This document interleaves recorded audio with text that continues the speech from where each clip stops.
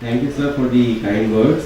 Very good evening to all the delegates, chairpersons. It is an absolute pleasure for me to be here with you today, and I wish to thank Cadila for creating this opportunity for me. A lot has changed over last 40 years. Although from technology, infrastructure, the lifestyle that we have, the buildings around us, medicine, everything has changed. And even though I am relatively young, I too have witnessed many changes. For example, when I studied PSM 20 years ago, I mainly studied malaria, tuberculosis, HIV, diarrhea, malnutrition. And I think there were hardly 2 paragraphs on cardiovascular disease. But the time has changed since then. Today we know that cardiovascular disease is the leading cause of death worldwide. It is responsible for almost 2/3 of all deaths, which is just double the infectious diseases. And this pattern is not restricted only to the developed countries. Even in India today, cardiovascular disease and other non-communicable diseases are causing more deaths than all infections put together. Even though we believe that infections are widely prevalent, which they are actually, but the total burden of cardiovascular disease has overtaken that several years ago. And this is just the beginning, because when infections have been tamed, more people are living longer, and when they are living longer, the incidence and prevalence of cardiovascular disease is increasing. So in years to come, we are going to see more and more patients with cardiovascular disease. One more thing which has changed is that around 15-20 years back, we used to believe that almost half of all heart attacks used to occur in individuals who had one or more cardiovascular risk factors, and nearly half occurred in them who did not have any major cardiovascular risk factor. But that is actually not true. And it was very elegantly brought out in this study, InterHeart study, which we are all familiar with. The study was published 10 years ago by the leading investigator group led by Dr. Salim Yusuf. We know the details of this study, but the only one point which I want to highlight here is that the study clearly showed that worldwide 90% of all MIs occurred because of 9 modifiable risk factors, including smoking, hypertension, diabetes, dyslipidemia, obesity, faulty diet, physical inactivity, excess consumption of alcohol, and psychosocial stress. And it was only 10% of heart attacks that occurred because of other unknown risk factors, including genetic component. Now this in a way is a good news, because what it means is that CVD can be prevented. If it is occurring because of modifiable risk factors, then we can modify the incidence of CVD, we can modify the prevalence of CVD. And even in India, it was not that these risk factors were causing more deaths in Western countries. Even in India, the same risk factors were operating. Only thing was that in India we developed risk factors at much younger age because of our faulty lifestyles. And when we develop risk factors at younger age, heart attacks occur at younger age. We used to believe earlier that we are genetically prone to have heart disease, but that is not entirely correct. It is again lifestyle which is causing more heart attacks in India too. Now one more very important message which came out from this study was that the risk imparted by these individual risk factors is not simply additive. It has a multiplier effect. That means that when more and more risk factors are present, the risk increases exponentially. For example, here, if there are only 1 or 2 risk factors, the risk increases by 3 times. But when all the 9 risk factors are present, then the risk of that person of having MI is 500 times more than someone who had only 1 risk factor or no risk factor at all. So this again has a very positive message in the sense that if there are more risk factors, risk is exponentially high. So this should also mean that if we correct these risk factors in such an individual, we are going to get greater benefits. That means higher the risk, more will be benefit from the same intervention that we can do. It is indeed true that CVD is preventable, there are many studies which have shown that CVD can be prevented, and I have put this as one of the examples. Very latest study published few weeks back in Journal of American College of Cardiology. In this study, 20,000 Swedish men above 45 years of age who did not have CVD, diabetes, hypertension, dyslipidemia or cancer. They were followed up for 11 years, and the study showed that all the men who had all 5 low risk behaviors, that is, they were consuming a healthy diet, alcohol consumption was moderate, there was no smoking, they were physically active, and they did not have abdominal obesity. So such individuals had 85% less risk of having MI. So what it meant was that just good lifestyle can prevent almost 85 to 90% of heart attacks, and this was in Sweden. To cap this, there was an editorial by Dr. Srinath Reddy, which reiterated that the global target of 25 into 25, WHO has very recently given this slogan 25 into 25, which means that 25% reduction in mortality from non-communicable diseases by 2025. So he says that this goal of 25 into 25 can be easily achieved if we could control 6 known risk factors, that is tobacco and alcohol consumption, physical inactivity, salt consumption, diabetes and obesity prevalence. So if we could correct these, we could easily achieve the goal of 25 into 25. And this is only medicines are combined into one capsule, administered once daily. So this Polycap was tested first in primary prevention setting. Immediately after this was conceived, the study was conducted in India. This was actually the first study on any polypill, the Indian Polycap study. Here what was done was that 2,000 individuals who did not have any cardiovascular disease but had one or more cardiovascular risk factors were randomized. 400 were given Polycap, one capsule daily, and remaining 1600 were divided into 8 different groups of different combinations. So it included aspirin alone, simvastatin alone, thiazide alone, then combination of 2 antihypertensives, then combination of 3 antihypertensives, and then 3 antihypertensives with aspirin. Patients were followed up for 4 months, and the study showed that Polycap reduced blood pressure to the same extent as the combination of 3 antihypertensives. It reduced heart rate to the same extent as atenolol did in other arms. It lowered LDL to the same extent as simvastatin did in other arms. And it increased urinary thromboxane excretion to the same extent as aspirin did in other arms.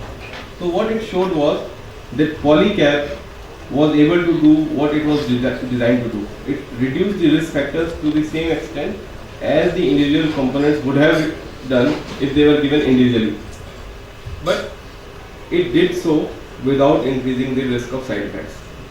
There was no excess discontinuation of drugs in the Polycap group as compared to individual arms. So it established safety and efficacy of the drug in reducing risk factors. It did not measure outcomes in terms of cardiovascular events because it was a short-term trial. These results were further supported by a pharmacokinetic and pharmacodynamic study which was done almost at the same time in healthy volunteers, 200 volunteers, and in them each individual component was tested against Polycap, and the study showed that the Polycap resulted in same bioavailability of all the different agents. So by these two studies, it was clear that Polycap did not compromise bioavailability, did not compromise efficacy, and did not compromise safety. But so far, we have tested this drug either in healthy volunteers or in primary prevention strategy, whereas the use was likely to be more in secondary prevention. So we had the second study, TIPS-2, in secondary prevention population, roughly 500 individuals with CVD. They were given one Polycap versus 2 capsules a day, because in secondary prevention we need higher doses of many drugs. So the study was designed to test the safety of higher dose, of so-called full dose.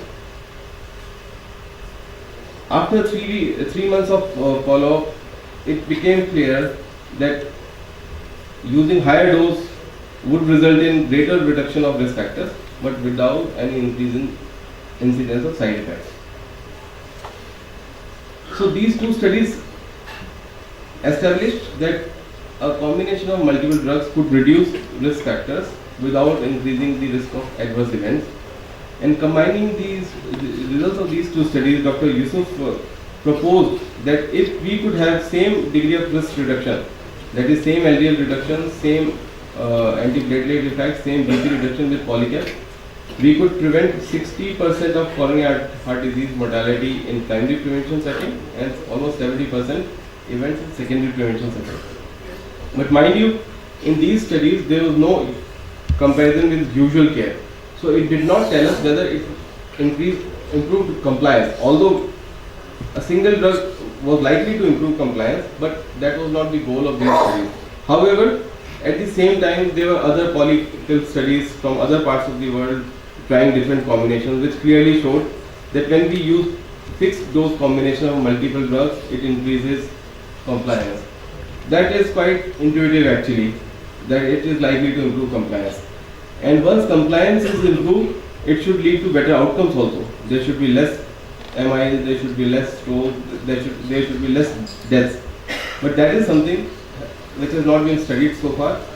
There are 4 large-scale studies, RCTs, which are currently underway: TIPS 3, HOPE 3, FOCUS, and PolyIran.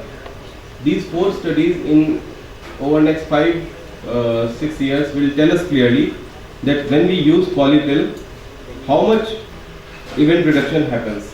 We by now know that polypill will improve adherence, it will reduce cost, it does not lead to more side effects, but we need to know what is the beneficial impact on overall outcomes. Now, until such data becomes available, how can we use polypill? Where is the indication? Now, polypill can be used basically in 3 major ways. One is substitution approach, which means that you have a patient who already needs these medicines. He needs BP lowering medicine, he needs lipid lowering medicine, and he needs aspirin. So instead of giving him these drugs separately, you give him polypill or Polycap. So this could be applicable in both primary and secondary prevention setting, and this is something which is clearly established. There is no debate about that. This is certainly an indication for polypill. Second approach would be preventive approach. That means you have a patient who currently does not need statin or antihypertensive drugs, but is at high risk of having cardiovascular events, either because he has multiple borderline risk factors. That means that his LDL is borderline, his BP is borderline, and he is elderly person, 55-60 years of age. So his risk of cardiovascular events is high. So here if we use polypill, it should lead to significant event reduction. That seems plausible, but needs to be proven, and the studies which I just mentioned will show that. And third is the so-called vaccination approach as proposed by Dr. Wald and Law, that anybody above 50 years or 45 years, depending on the country, we prescribe 1 Polycap or polypill every day, irrespective of the risk factors. Now this appears to be too far-fetched currently and controversial, but actually this cannot be dismissed that easily in a country like India. Here we know that more than 3/4 of the population does not have good access to health care. We can't measure lipids or HbA1c. In fact, we can't measure even blood pressure in most of them, let alone lipids and HbA1c. So unless we measure risk factors, we won't be treating them. And unless we treat them, we will not be able to improve outcomes. And even if we want to treat them, they will not be able to afford the treatment. So here in a country like India, a vaccination approach could also be very useful. But right now we need to prove that it does not cause harm before we can even think of such a strategy. But even if we were to restrict ourselves to first 2 approaches, that is substitution approach and preventive approach, still we could make a huge difference by using fixed dose combination in the form of polypill. There are already 1 billion patients worldwide who have already suffered coronary heart disease or stroke. They are right candidates for such a treatment approach. And then additionally, in fact, if we were to think of it, most of the adult persons apparently healthy have one or more cardiovascular risk factors. Either their blood pressure is high, or they are obese, or their LDL is high, or family history is there. In fact, in inter-heart study, even the controls, almost all controls had one risk factor. If you want to do a study where you want to have patients who are free of risk factors, it is very difficult to find individuals above 50 years who are free of all the major risk factors. So this is again a population which could benefit from a strategy like polypill. So clearly there is a huge scope for improving cardiovascular outcomes through the use of polypill. The guidelines have already started talking about them. In fact, in the European Society of Cardiology guideline on hypertension, there is clear reference to the use of polypill, and in fact tips that the study has shown safety and efficacy of this approach, and it could be used for improving adherence.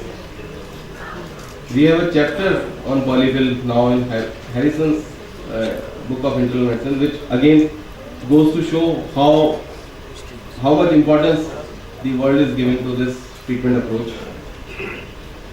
So to summarize, basically what I want to emphasize on is that coronary heart disease and stroke are the biggest killers of mankind today. We need to have mechanisms to identify those individuals who are at high risk, and then we should be able to aggressively control risk factors in them. There is no doubt that increasing education and awareness about healthy lifestyle is very important, but we also know the limitations of the same, and therefore it is equally important that we should be able to introduce appropriate medicines in them, and we should be able to ensure that they continue to take those medicines. And to achieve this objective, treatment approach like polypill is very attractive option because it will improve adherence, compliance, will reduce cost, and likely to improve outcomes. So I leave with this quote that drugs don't work in patients who don't take them. Patients need to take them to have the benefit. Thank you.